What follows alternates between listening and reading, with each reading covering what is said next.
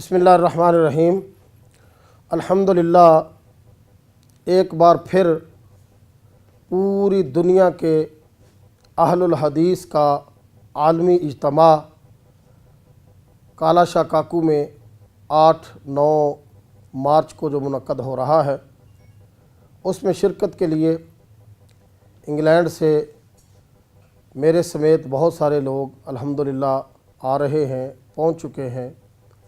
اور پوری دنیا کے اندر اس اجتماع کو ایک سنگ میل کی حیثیت سے دیکھا جا رہا ہے کہ انشاءاللہ اس میں امام کعبہ تشریف لا رہے ہیں، دنیا اسلام کے بڑے بڑے کبار علماء تشریف لا رہے ہیں، اور اہل حدیث کا ایک ڈنکا بجنے والا ہے۔ میری بھی آپ احباب سے، سننے والوں سے اس چیز کی گزارش ہے کہ اس کانفرنس کو، اس اجتماع کو کامیاب کرنے کے لیے جوک در جوک اگر آپ اپنے گھروں سے نکلیں گے، اپنے بچوں کو، اپنے نوجوانوں کو، اپنے بوڑھوں کو لے کر نکلیں گے، تو آپ کا اجتماع پوری دنیا کے مسلمانوں کے لیے حوصلہ افزائی کا سبب بن جائے گا۔ پتہ چل جائے گا کہ علامہ شہید رحمۃ اللہ علیہ کے ماننے والے، پروفیسر ساجد میر حافظہ اللہ کا ساتھ دینے والے،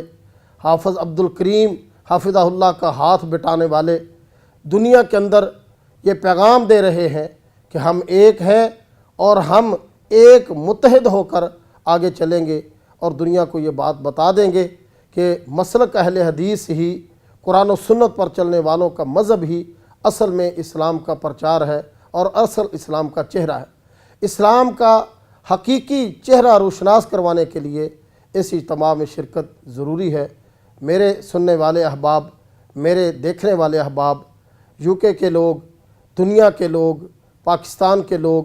جہاں جہاں سے اس کانفرنس میں پہنچ سکتے ہیں، انہیں پہنچنا ہے اور اپنی دینی حمیت کا، اپنی مسلکی غیرت کا ثبوت دینا ہے، اور دیکھیں گے پھر کہ ایک بار پھر وہی رونقیں دوبارہ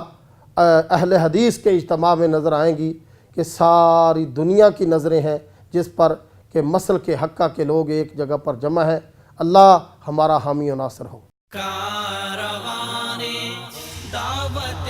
قرآن و حدیث، مرکز جمعیت